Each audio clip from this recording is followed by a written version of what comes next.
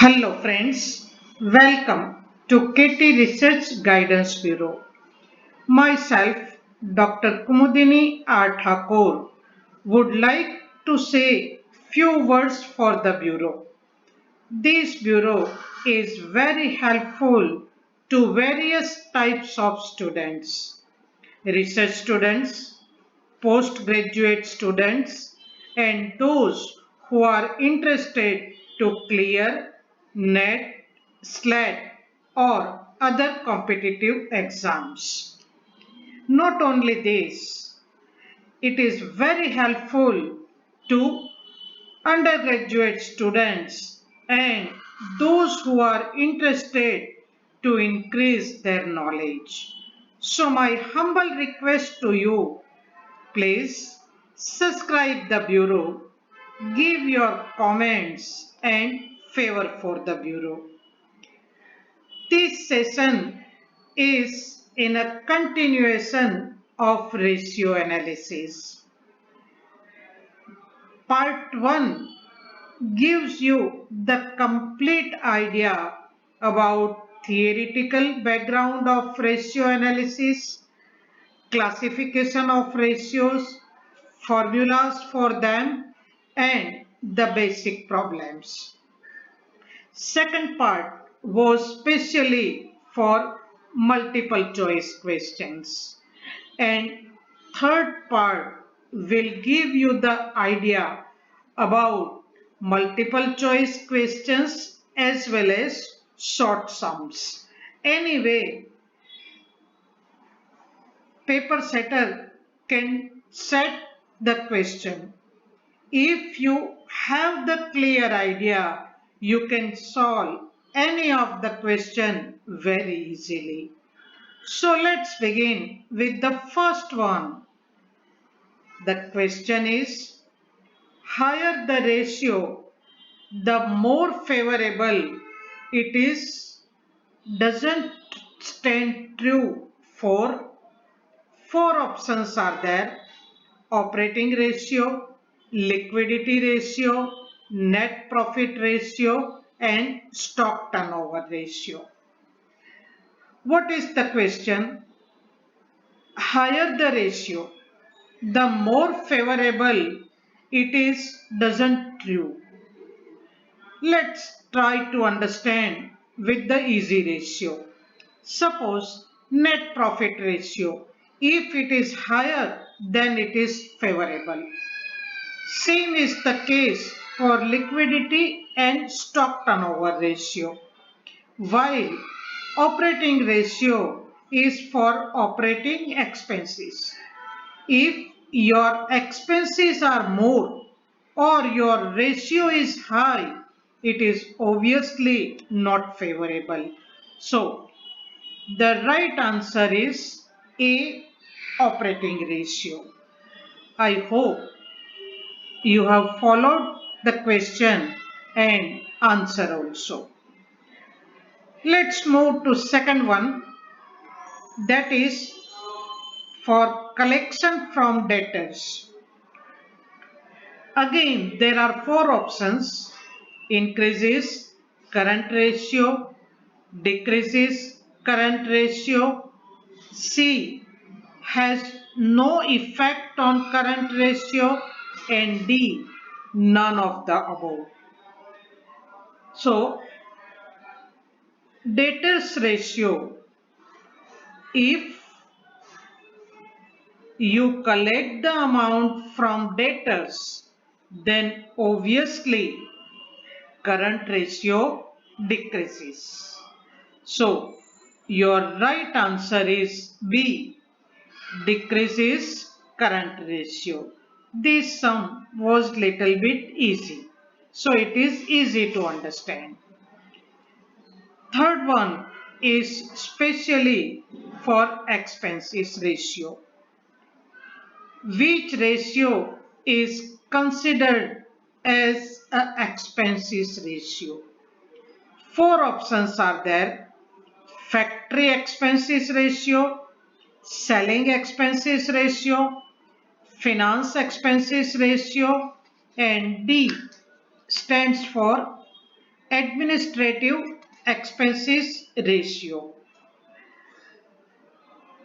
So what you want to check the ratios they are considered for expenses. Factory expenses it is considered, selling also, finance also and administrative expenses also. Now there are four alternatives A, A, B, D, B, A, C, B and C, A, B, C. But what your common sense says you that all these ratios they are considered as expenses ratio. So your right answer is D. A, B, C and D. Another one is which ratios are considered as a profitability ratios. Four options are there: net profit ratio, operating ratio, return on investment ratio and all above. Obviously, net profit is for profitability, operating also for that, return on investment and if all these ratios to check the profitability, so your answer is D, all above. It was easy to understand. Fifth one is for leverage ratios. What is the question? Which ratios are considered as a leverage ratios? A. Debt equity ratio. B. Proprietary ratio. C. Interest coverage ratio. And D. All above. Obviously, A, B and C all are for leverage ratios. So your right answer is D, all above. Next one is for activity ratios.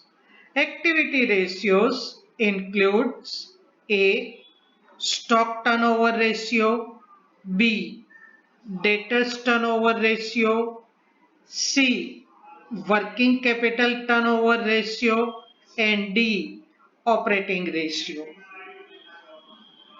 Again, there are four answers. You have to select the right answer.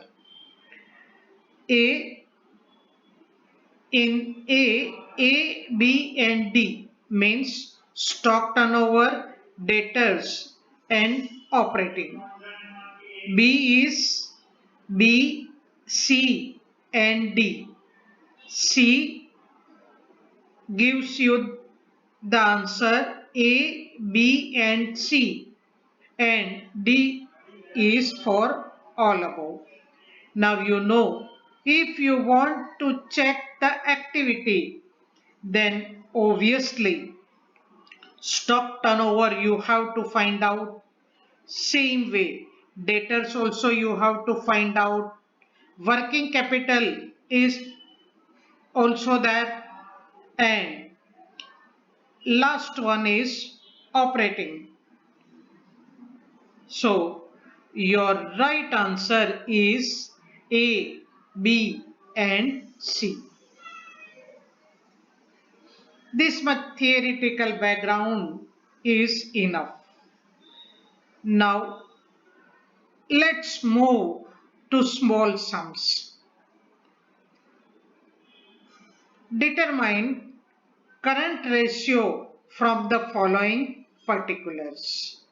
Particulars are given: stock, debtors, bills receivables, cash, prepaid expenses, preliminary expenses, bank overdraft, creditors, bills payable, and outstanding expenses.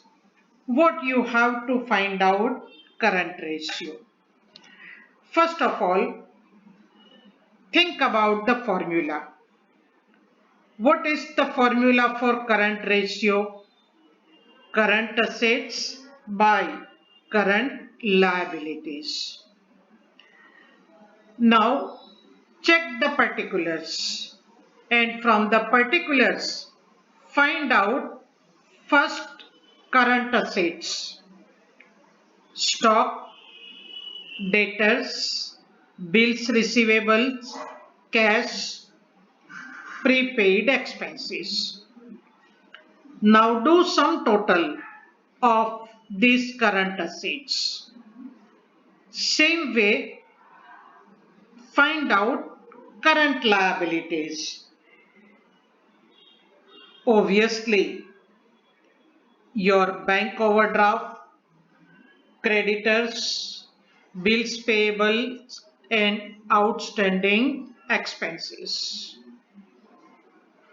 Keep in mind, preliminary expenses you can't consider as current assets or liability because these expenses you have already done, and you will write off these expenses in some years. So current ratio equal to current assets by current liabilities.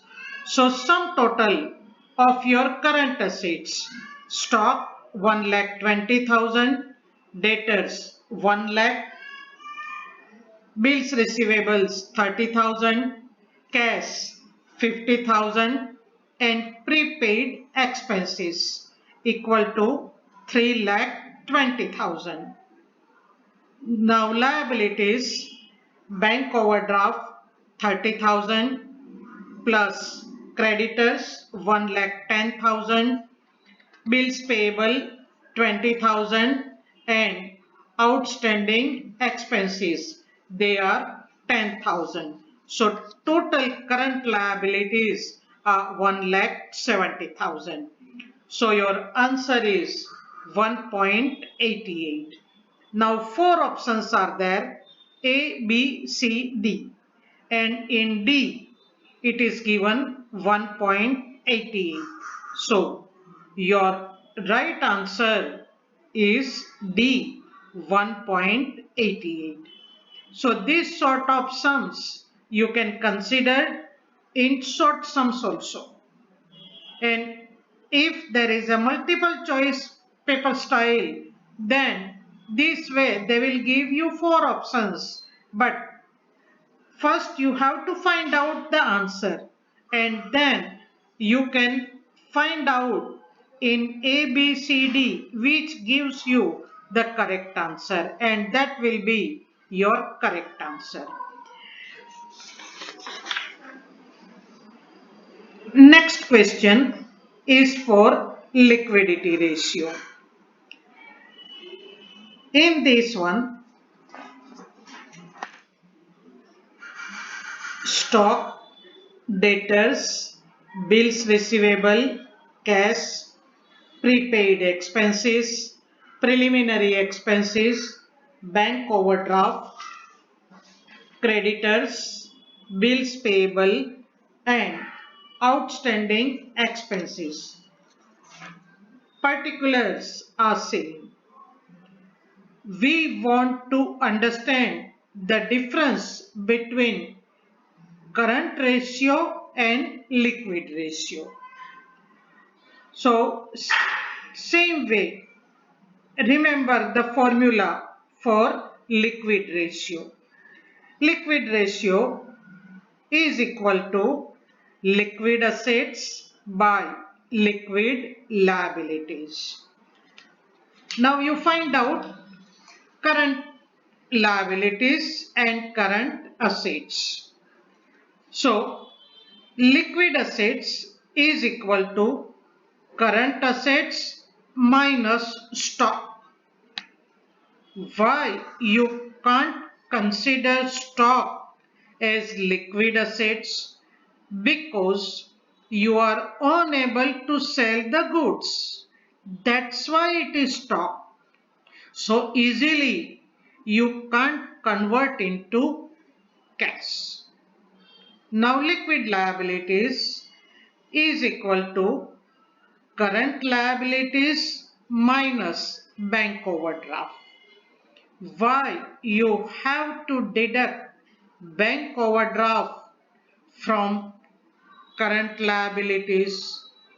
Because the payment date, terms and conditions are fixed. So banker can't say at any time that give me my money. So we can't consider bank overdraft as liquid liabilities.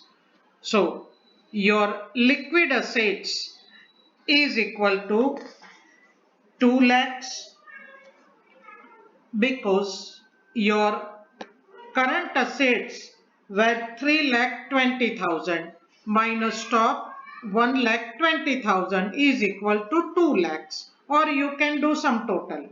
It's up to you. And current liabilities were 1,70,000 and bank overdraft stands for 30,000. So 1,70,000 minus 30,000 is equal to 1,40,000. So your answer is 1.43. A, B, C and D. In that one, 1.43 is in C. So your answer is C, 1.43. I hope now it is clear in your mind about the difference between current ratio and liquid ratio. So another sum is from little bit different category. In that one, determine debt equity ratio from the following particulars: equity share capital, reserves, profit and loss account, debentures, creditors, bills payables and bank overdraft. These particulars are available.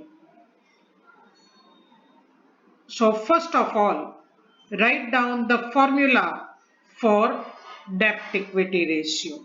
You know, debt equity ratio is equal to long-term liabilities by owner's fund.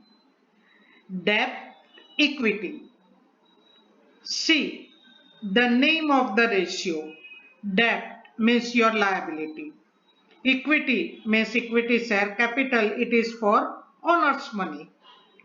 So long-term liabilities by owner's fund. From the particulars, find out long-term liabilities.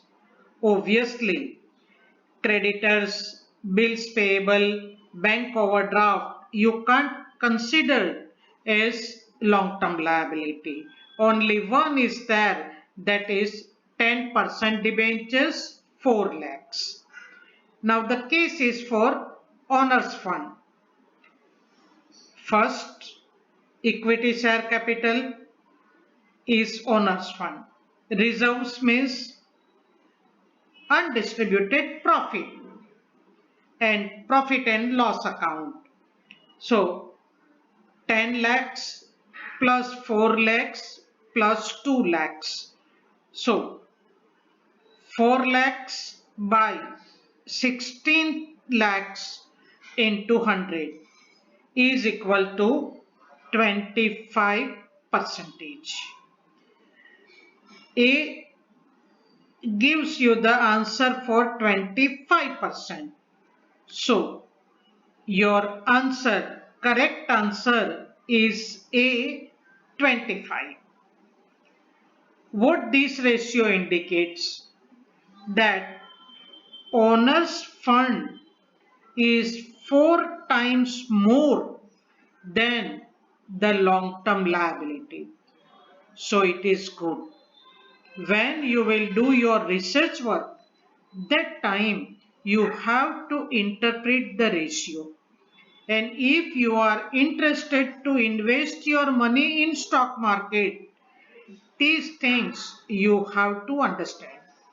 So if the company's balance sheet shows this picture, then it is good. Next question. Determine debtors turnover ratio from the following particulars. Debtors for 1st April 8 lakhs. For 31st March next year 3 lakhs, means opening and closing. Bills receivables 3 lakhs. Sales 60 lakhs.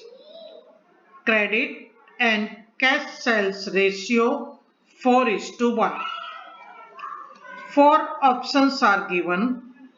A 5 times, B 5.65 times, C 6 times, and D none of the above.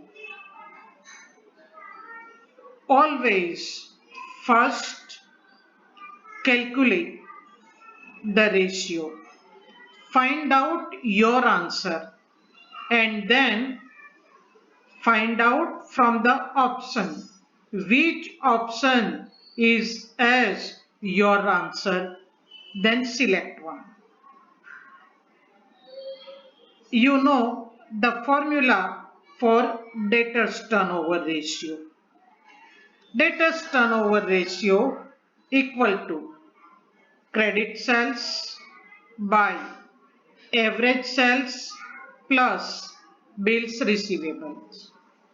In this case, your total sales is 60 lakhs. But you have to consider only credit sales. And the ratio of credit and cash sales is 4:1. So obviously you can find out credit sales. Now question is for average debtors. Average debtors, you know the formula. Opening plus closing by 2. And bills receivables are given. So credit sales ratio is 4:1. So credit sales comes 48 lakhs. Your average debtors 8 lakhs plus 3 lakhs by 2 equal to 5 lakh 50,000 and bills receivables are for 3 lakhs. So it is 5.65 times. Now check in your options. B is 5.65 times. So your answer is B 5.65. Hope you are enjoying the session. Next one is in a continuation of previous one. Figures are saying debtors 8 lakhs, closing 3 lakhs, bills receivable 3 lakhs, total sales 60 lakhs, credit and cash sales ratio 4:1.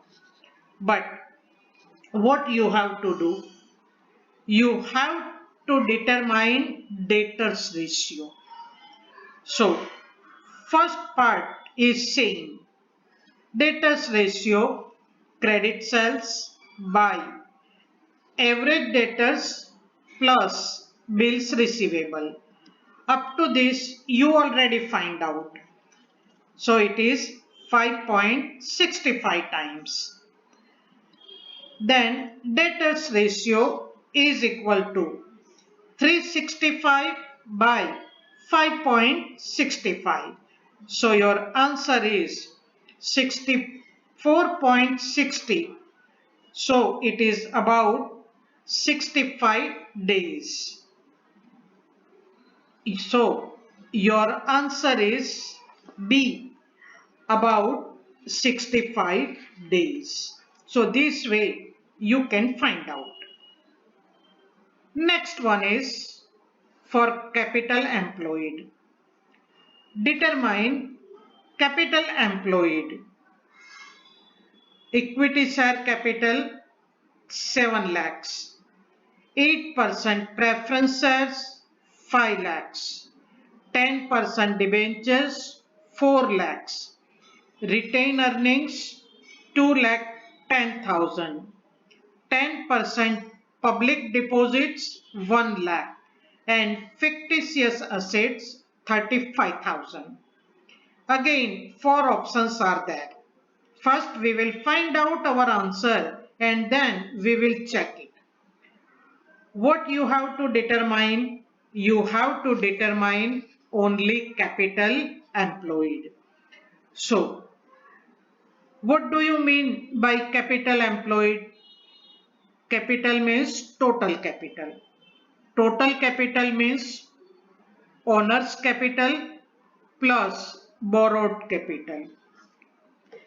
In this one, equity share 7 lakhs, preference shares 5 lakhs.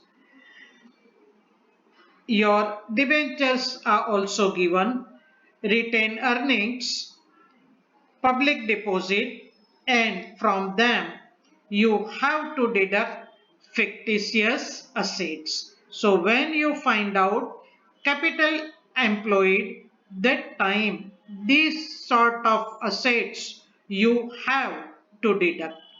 So equity share plus preference shares plus debentures plus retained earnings, public deposits minus fictitious assets. So you can find out your capital employed.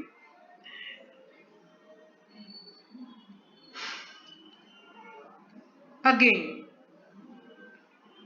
in this sum, you have to find out return on capital employed. Majority of the figures and particulars you can check. Equity share, 10% debentures, retained earnings, public deposits, fictitious assets, divisible profit to equity shareholders, and taxation rate. So what is given? Divisible profit to equity shareholders means this profit is after tax profit, and you want to find out return on capital employed. In previous sum, I explained you capital employed means owner's fund plus borrowed fund. Profit after tax is given. Tax rate is also given. On this basis, you can find out earnings before interest and taxes. Let's solve this sum. Capital employed, share capital, debentures, retained earnings, public deposits minus fictitious assets is equal to 11 lakh 25,000. This part is easy to calculate. Now what you have to find out? Earnings before interest and taxes. Let's try to find out. Profit divisible to equity shares is given 1 lakh 50,000. Means it is profit after tax. In that, tax rate is 40%.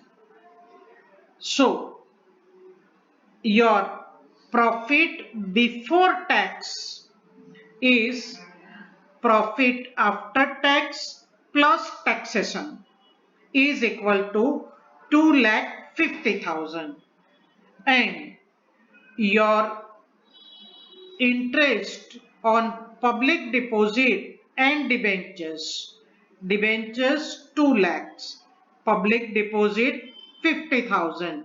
So 2,50,000, 10% of that is equal to 25,000. So your earnings before interest and taxes tends 2,75,000. Now it is easy to calculate.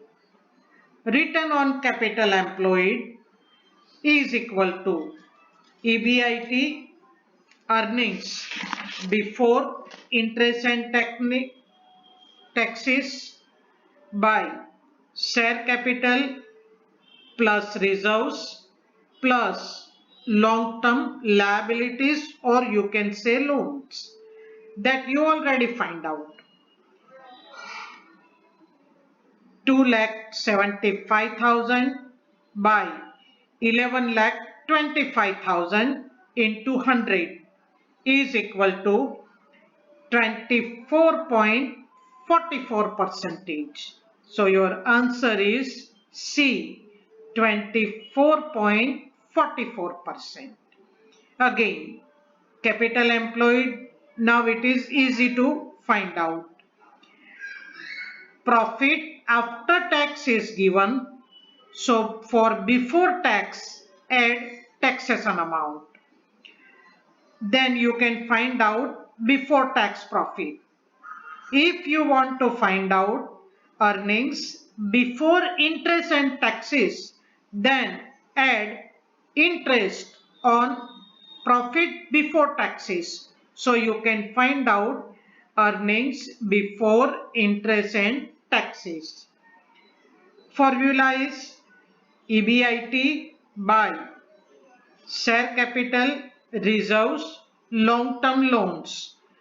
Profit 2,75,000 and your capital employed 11,25,000 into 100 is equal to 24.44%. Next one is determine return on capital employed.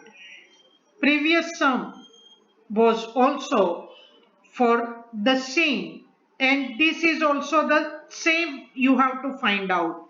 But see, in that one equity share was already there, but preference share capital was not given. In this sum, equity shares plus preference shares, debentures, retained earnings, public deposit, fictitious asset, divisible profit, and tax rate. Easily you can find out capital employed. Same is the case. Capital employed equal to equity share plus preference shares plus debentures plus retained earnings plus public deposits minus fictitious assets. So your capital employed is 32,50,000. This part is easy. Now for EBIT, divisible profit is 2,80,000.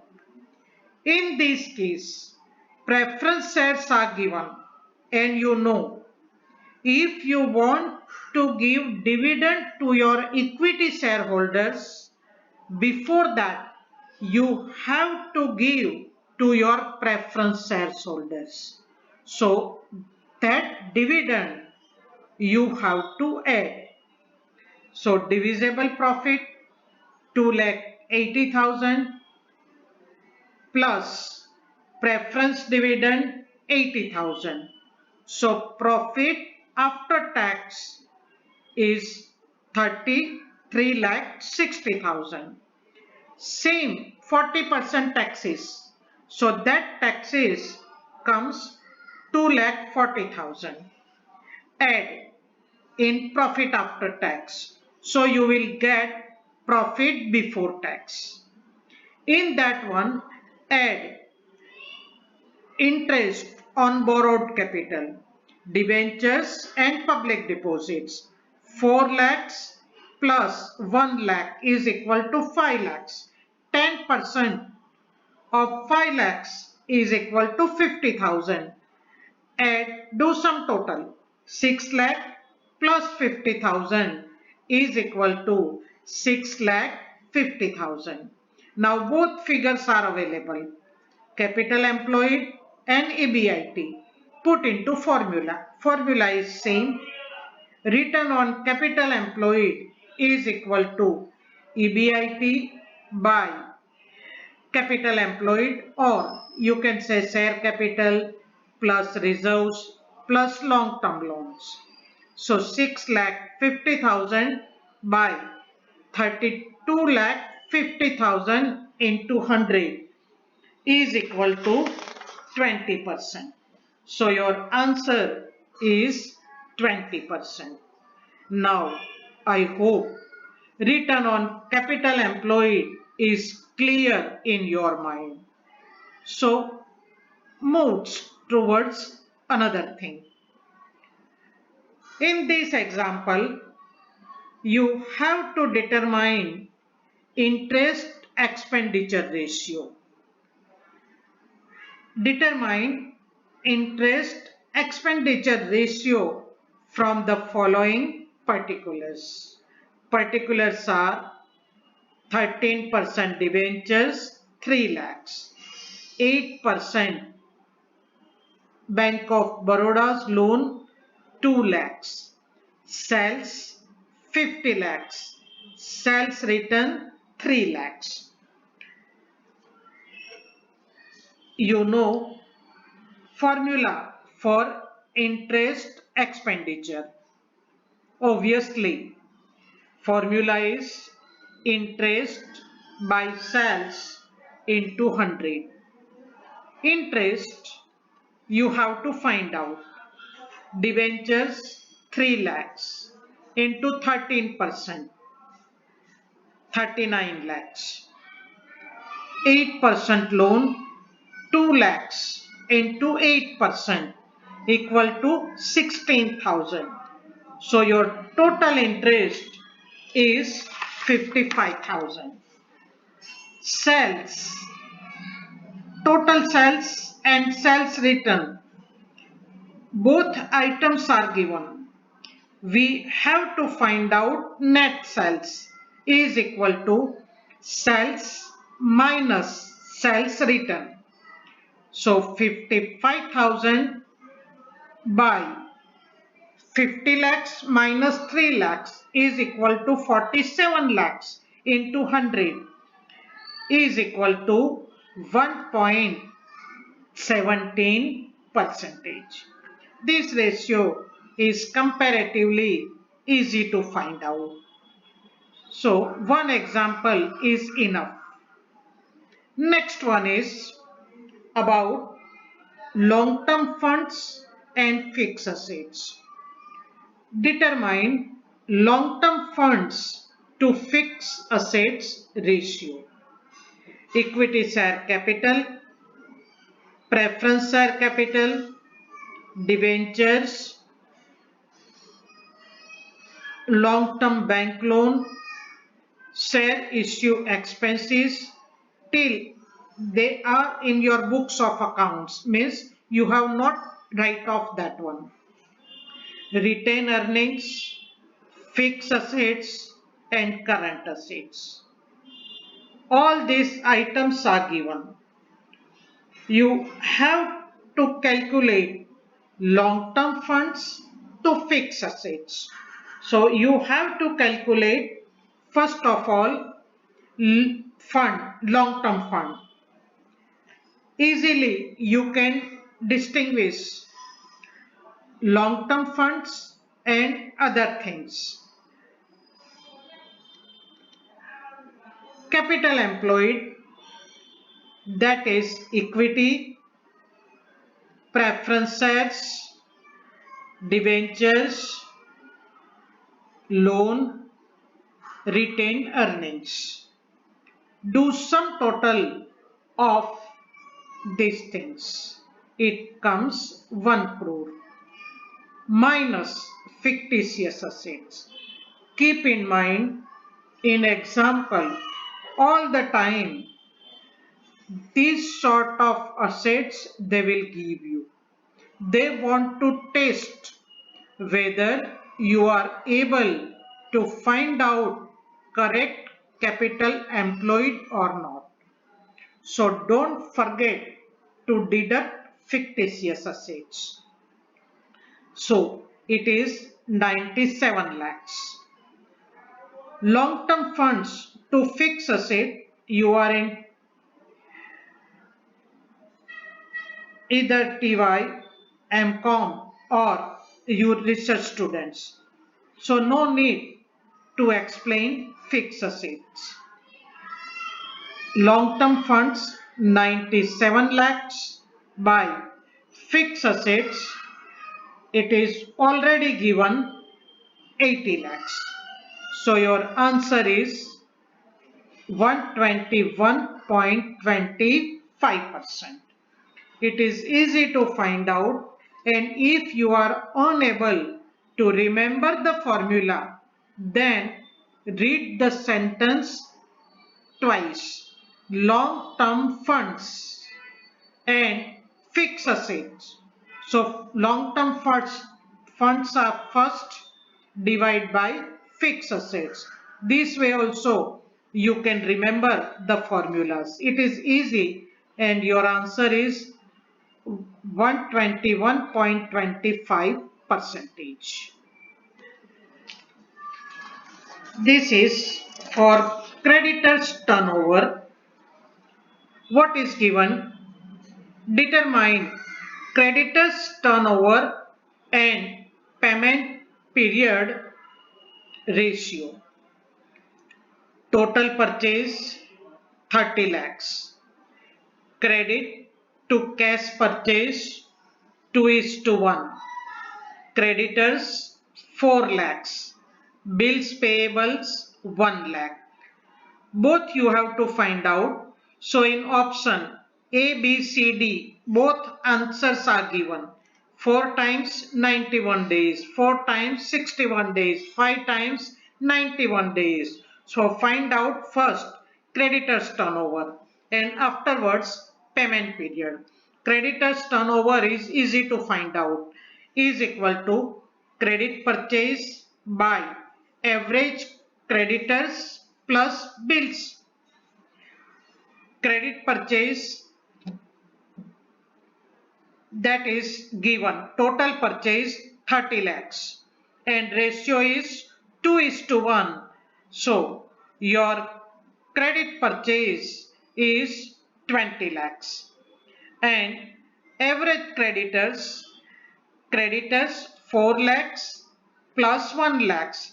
If opening and closing both are not given, then check which one is given, that you can consider as average creditors. So 20 lakhs by 5 lakhs is equal to 4 times. Now about the payment period. Payment days equal to 365 divided by 4 equal to 91.25. Now see in this answer, 4 times 91 days, 4 times 61 days, 5 times 91 days. So your answer is A, 4 times 91 days. Now keep in mind, generally we don't consider decimal points. So if it is 91.5, then consider 92, that you know. So 91.25 is equal to 91 days. So that option is in A, 4 times 91 days. So your right answer is A, 4 times 91 days. Another sum is for current and liquid ratio. Stock 1,20,000, debtors 1 lakh, bills receivables 330,000, cash, prepaid expenses, preliminary expenses, bank overdraft, bills payable and outstanding expenses are given. It is easy to find out current ratio. You know the formula, current assets by current liabilities. Current assets, you can consider stock, debtors, bills receivables, cash and prepaid expenses.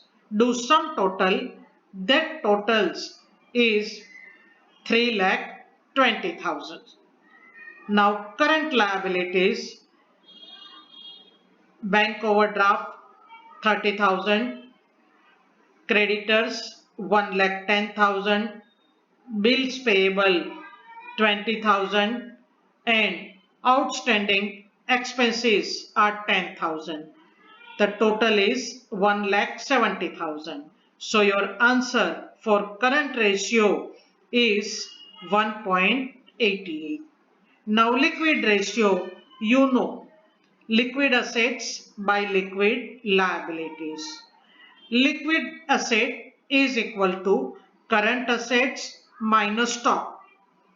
So current assets 3,20,000 minus stock 1,20,000 is equal to 2 lakhs. And current liabilities is equal to liquid liabilities is equal to current liabilities minus bank overdraft. So 1,70,000 minus 30,000 is equal to 1,40,000. So your answer for liquid ratio is 1.43. C. In which option it is given? A 1.88 and 1, B 1.88 and 1.25, C 1.82 and 1.43 and D 1.88 and 1.43. So your answer is D 1.88 and 1.43. This was easy to understand. Now I will give you last example. Determine current and total assets. Sells 36 lakhs, sells to total asset 3, sells to current assets 7.5. In this sort of sums, no need to do any lengthy calculation. Sells to total assets 3. So 3 equal to 36 lakh, 1 equal to 12 lakhs. 7.5 equal to 36, then current assets 1 lakh. So your answer is 12 lakhs, 4,80,000. In D it is given. So your answer is D, 12 lakhs and 1,80,000. I hope you enjoyed the session. So thank you very much. So nice of you.